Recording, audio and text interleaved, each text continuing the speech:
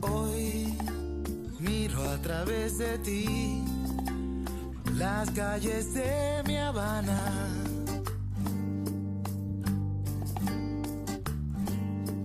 Tu tristeza y tu dolor reflejan sus fachadas.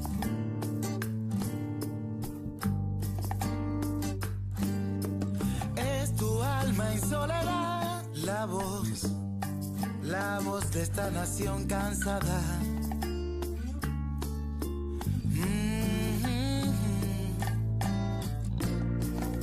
Solos tú y yo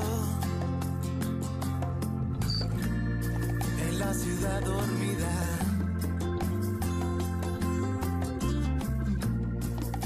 Solos tú y yo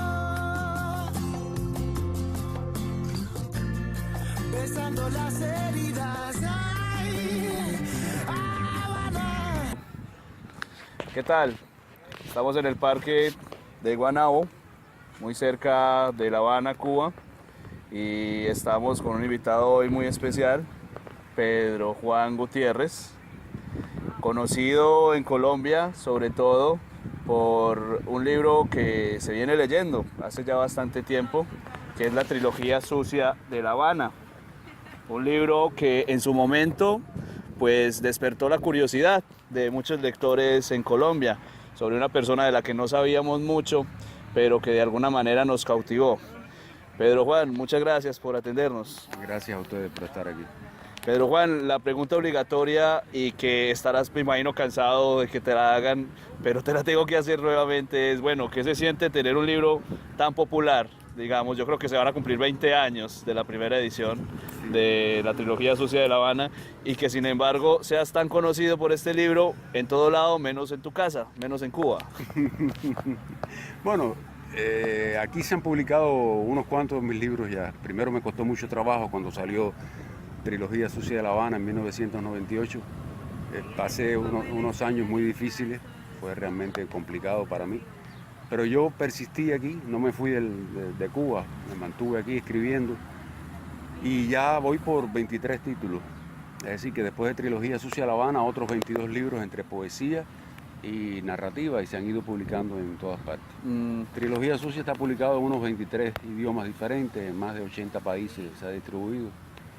Y es un libro de referencia en algunas universidades, ¿no?, en cuanto a literatura cubana. Pero no sé, yo no le doy mayor importancia a eso. Creo que el libro ha tenido suerte, solo eso.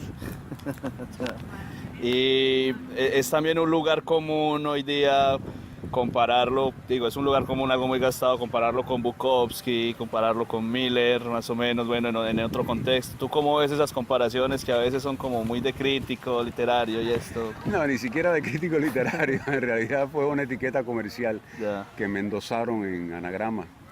En el 98, cuando fue a salir Trilogía Sucia, tenían que tomar alguna referencia, ¿no?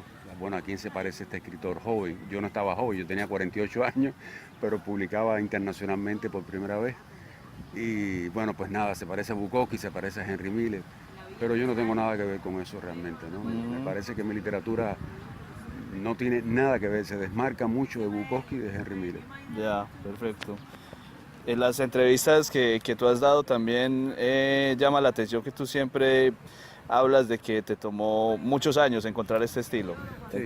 te tomó muchos años. Y también ayer, 3 de febrero, lanzaste Fabián y el Caos, también, tu nueva novela, en la que también reiterabas que fue un libro que pensaste por años y años. Más de 20 años pensando en esa novela, en Fabián y el Caos. Está basada en una historia real, como todos mis libros. Fabio, un amigo mío de la adolescencia, de la juventud en Matanza, que era homosexual y fue muy reprimido en el año 71, 72, 73, lo sacaron, era pianista en un conjunto de ópera y lo sacaron de la compañía por ser homosexual, simplemente. Fue una época de represión contra los homosexuales y contra otras religiosos, etc. Y pasó mucho trabajo, realmente tuvo una vida tremenda. Yo me di cuenta en algún momento que era una novela, pero me pasé 20 años, más de 20 años pensando en cómo escribir esa novela, si era procedente utilizar a un amigo mío como personaje de una novela, si era ético hacerlo, ¿no? Bueno, al fin me decidí y la escribí. Es decir que puedo concluir que ese es tu método. Tu método es un método, digamos, lento, en el que piensas, primero lo piensas y luego el proceso de escritura también es igualmente lento. Siempre sueles hacerlo así, digamos. Siempre, siempre. Trilogía Sucia, yo creo que estuvo incubando dentro de mí por lo menos 4 o 5 años, hasta que escribí el primer cuento. Ya cuando escribí el primer cuento, que me gustó digamos, la cuerda en que estaba, la nota en que estaba, el tono que tenía ese cuento, pues seguí así, llegué a 60 cuentos, que es la trilogía, ¿no? Unos 60 cuentos muy emparentados. A veces las ediciones en inglés, en Estados Unidos y en Inglaterra, la presentan como una novela en short stories, una novela en cuentos, ¿no? Yo creo que funciona de esa manera, como un gran relato, un gran mural, un gran panel de una época determinada, un momento determinado. Ok. Y hablando de eso, de tu método, bueno, ¿cómo escribes tú normalmente? ¿Escribes regularmente todos los días? ¿Eres de esos escritores oficinescos, digamos, que se la pasan? ¿O eres más, digamos, espontáneo, de bueno, te pasas sin escribir un tiempo, luego coges? ¿Cómo son tus impulsos? Sí, totalmente espontáneo, sí. Yo escribo mucha poesía. La poesía me ayuda no sé, a pensar, a comprender cosas.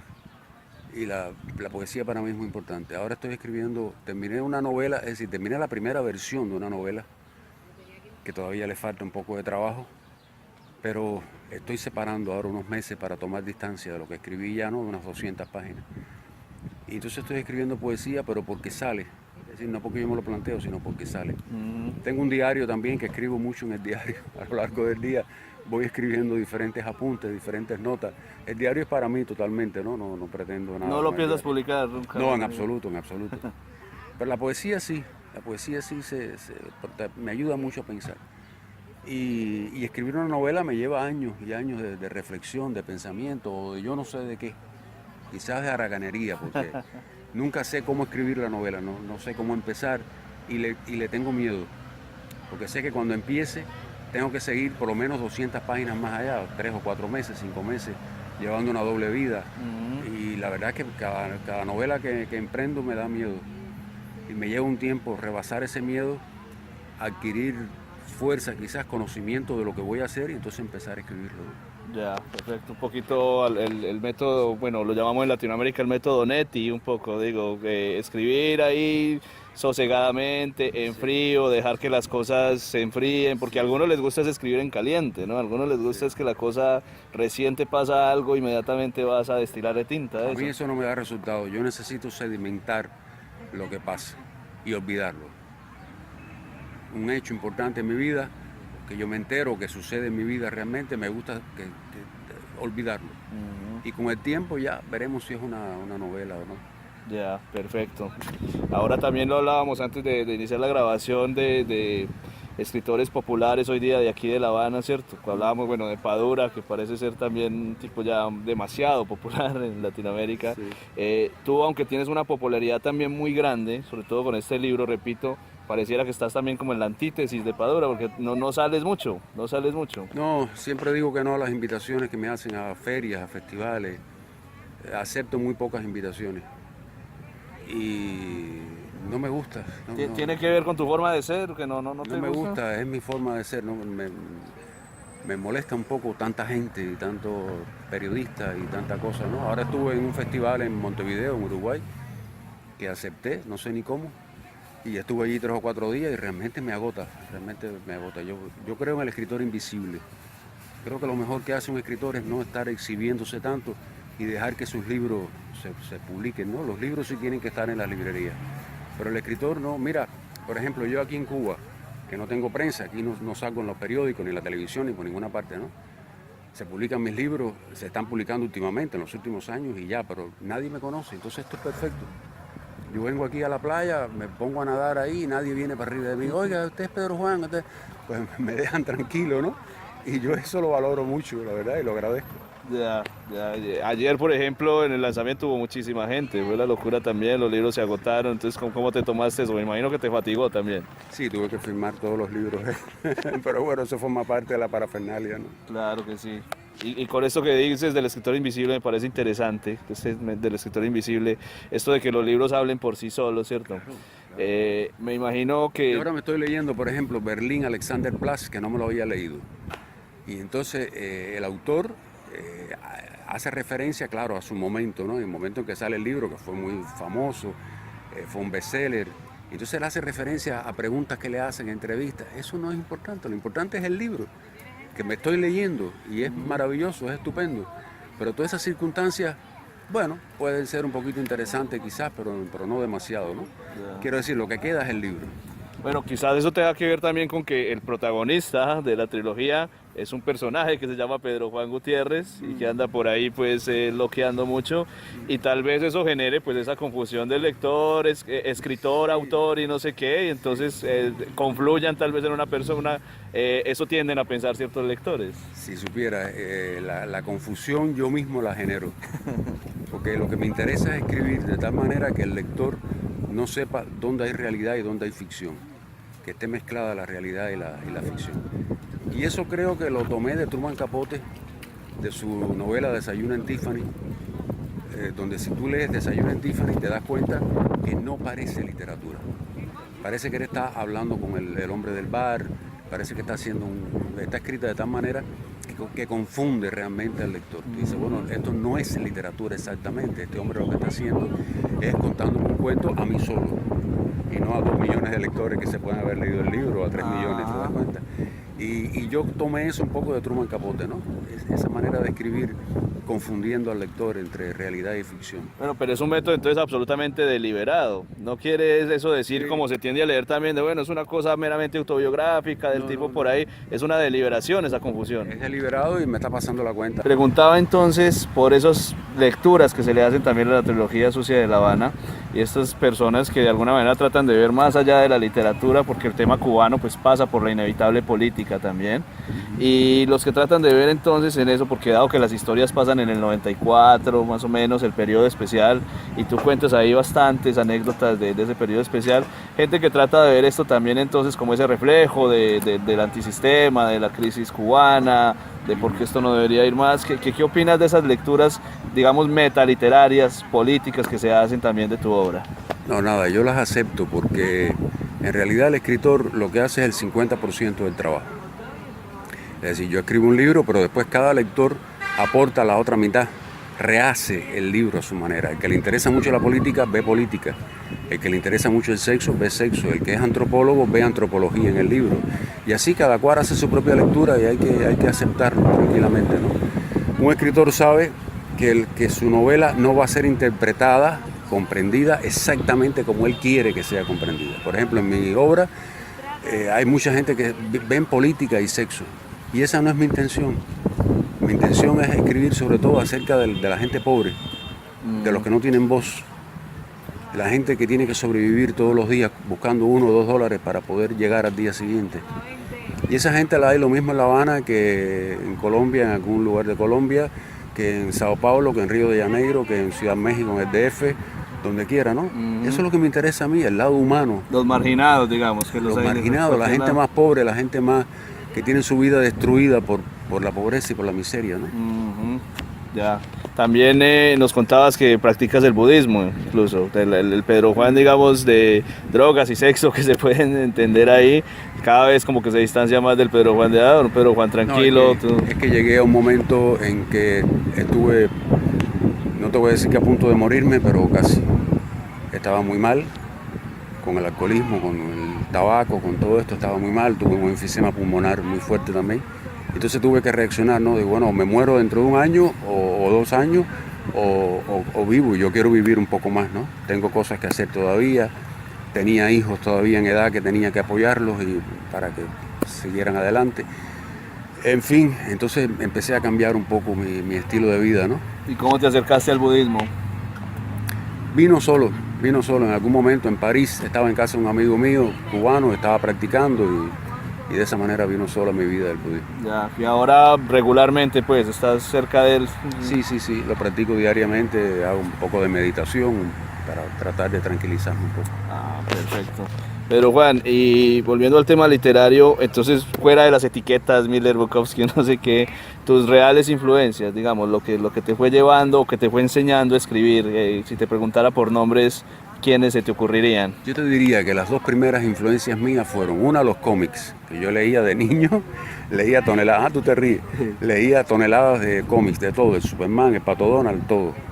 Los cómics son muy importantes por la acción, los diálogos breves, toda una serie de cosas que sin tú darte cuenta los estás asimilando. Por otro lado, el cine. Yo he visto muchísimo cine del mejor cine europeo de los años 60, 70, que aquí se veía cada semana, se estrenaba en Europa y aquí mismo la película al mismo tiempo, ¿no? Y después hay escritores como Truman Capote, que ya los empecé a leer con 14, 15 años. Truman Capote, Sherwood Anderson, muy importante, Grace Bailey, Carson McCullers, John Dos Passos, casi todos americanos, ¿no? El Hemingway de los cuentos, no el de las novelas, que para mi gusto es infame, pero el de los cuentos es maravilloso, es un maestro del cuento Hemingway y hay que leerlo. Las nieves de Kilimanjaro, por ahí. Claro, más o menos. todos esos cuentos y las noveletas cortas, El viejo y el mar, que es una obra maestra.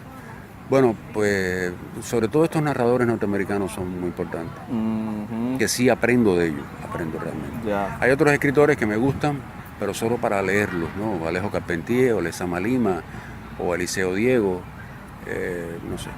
Pero ahora últimamente, en los últimos años, pues me he leído más a Raymond Carver, algunos de los escritores modernos, más contemporáneos, ¿no? Ya. Y también es muy importante, la obra de Raymond Carver para mí es muy importante. ¿Y cómo te va con la literatura colombiana? ¿Tienes algún nombre por ahí en el radar de tus preferidos? Bueno, Vallejo es para mí muy interesante. Fernando Vallejo. Fernando Vallejo. García Márquez hace años que lo descarté, no me interesa en absoluto.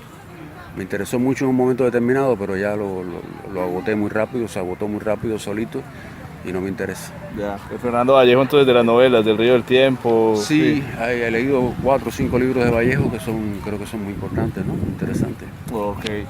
Y si hubiera, digamos, ya que estamos como experimentando, explorando la literatura cubana, si hubiera algún autor cubano con el que tú piensas que de alguna manera sí ha sido injusto porque sigue a la sombra, que te parezca interesante difundir, ¿qué nombre se te ocurriría? Bueno, está Guillermo Rosales, que es un escritor que tuvo apenas 1 o 2 libros y se suicidó, pero es muy interesante. Él murió en Miami. Guillermo Rosales es interesantísimo, habría que difundirlo un poco más, sobre todo su noveleta Boarding Home. Boarding Home es importante. Después está algunos escritores como Reinaldo Arenas, por ejemplo, que es interesantísimo, o Cabrera Infante, Tres Tristes Tigres, yo creo que es una obra estupenda, ¿no? Una obra extraordinaria, no sé si será una obra maestra, pero es extraordinaria. Y son escritores que, bueno, tienen su difusión, pero como que con el tiempo han ido perdiendo un poco de atención por parte de los editores, ¿no? Y habría que retomarlo. Pudiéramos hacer una colección de literatura cubana muy interesante del siglo XX. Tú vives una temporada aquí en Cuba y otra te la pasas también en Tenerife, me dices. Sí, en España. Sí, vivo 6 o 7 meses en cada lado. Ya. ¿Y para dónde vas ahorita? Después de Fabián y el Caos, ¿estás trabajando en algo más? Bueno, en este momento terminé una novela, la primera versión de una novela. No quiero decir el título todavía porque es un título de trabajo. Y estoy trabajando en poesía, bastante poesía. La poesía se publica poco y se lee poco. Pero para mí es muy importante. Para mí es la libertad total, precisamente porque tiene pocos lectores, tiene pocos editores que se ocupen de ella. Pues para mí es muy importante porque es la libertad. Puedes escribir como te dé la gana y haces un contacto muy, muy cercano con los pocos lectores que leen mi poesía, ¿no? Estoy trabajando en eso, en poesía y en esta novela. Y pensando siempre en 1 o 2 novelas más que es mejor no obsesionarse con ellas, de dejarlas que vengan solas, ¿no? Bueno, pareciera que el cuento corto lo tienes un poco de lado, ¿no? ¿Lo tienes descartado de momento o qué? Sí, lo tengo descartado de momento, no sé qué pasa, me gustaría escribir cuentos. Y yo sé que si empiezo a escribir cuentos, van apareciendo los otros inmediatamente. Es decir, todo es escribir el primero, el segundo pasa igual que con la poesía. Escribes un poema y al otro día escribes otro, y al otro día escribes otro, y cuando vienes a ver te pasan meses escribiendo poesía nada más. Y el cuento es igual, el cuento como yo lo hago tan breve, ¿no? Más o menos son 6, 7 cuartillas, 5 cuartillas cada cuento. Me gusta escribir bien apretado, bien apretado. Esos escritores que escriben libros de 700 páginas, no soporto eso. Me parece que en estos tiempos es un abuso, ¿no? Una tontería escribir libros tan gruesos, ¿no? Quizás hay escritores que no saben hacerlo de otra manera, pero yo soy todo lo contrario. Económico. Sí, si puedo hacer una novela de 180 páginas, no tiene por qué llegar a 200. Claro que sí. Lo prefiero, sí.